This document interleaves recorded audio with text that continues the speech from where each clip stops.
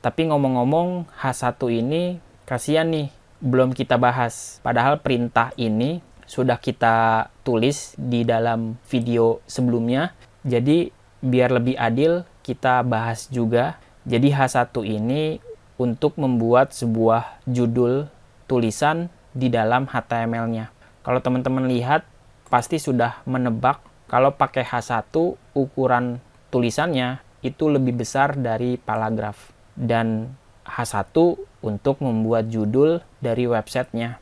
Nah, judul di dalam HTML dikenal dengan istilah heading.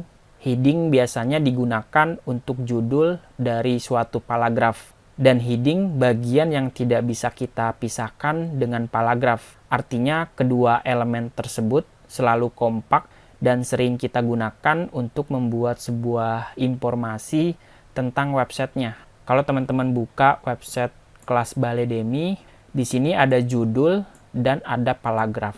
Selalu seperti itu. Kalau teman-teman lihat website Sublime Text misalnya, di sini ada judul, ada paragraf. Atau contoh lain, judul, paragraf. Atau kalian bisa gunakan untuk membuat artikel atau berita untuk halaman websitenya. Misalnya ada menu blog, terus di dalam halaman tersebut ada judul artikelnya dan ada paragraf dari kalimat artikelnya. Seperti itu. Jadi sangat cocok sekali kalau kita gabungkan kedua elemen tersebut untuk menjadi satu konten yang utuh seperti ini. Itu sekilas tentang judul dan paragraf. Tapi kalau teman-teman lihat lagi di website kita, ini website kita, secara default heading akan ditampilkan sama browser dengan huruf tebal dan memiliki ukuran hurufnya lebih besar atau bisa juga lebih kecil tergantung indeks levelnya. Ini bukan level pedas atau tidak ya, tapi level di sini adalah tingkatan.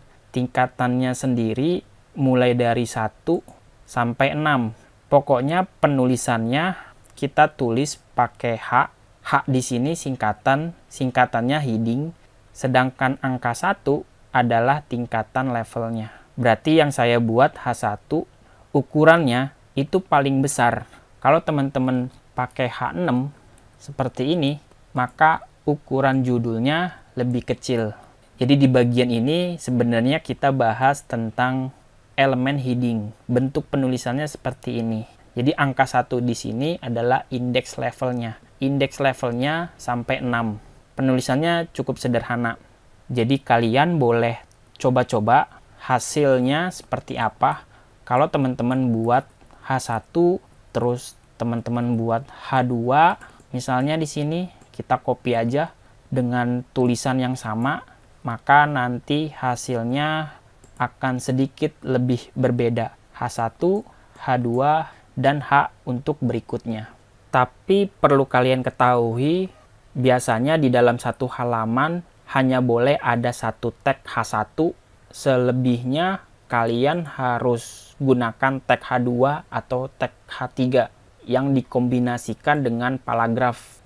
Nah, kenapa? Karena akan berpengaruh sama search engine Google. Ini berhubungan dengan teknik SEO untuk websitenya. Pokoknya kalau teman-teman buat H1 hanya boleh ada satu di dalam file ini. Satu lagi sebelum kita akhiri, HTML itu tidak case sensitif.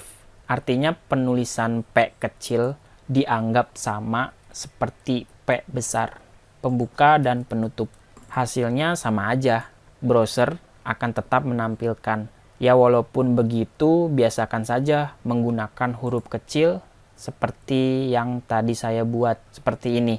Pokoknya seluruh tag HTML kita buat huruf kecil, karena semua developer pun sudah sepakat kita harus ngikuti aturan-aturan yang sudah diberikan oleh si pembuat HTML-nya. Seperti yang tadi, H1 di dalam halaman websitenya hanya ada satu, selebihnya kalian boleh pakai H2, H3, H4, atau H6-nya.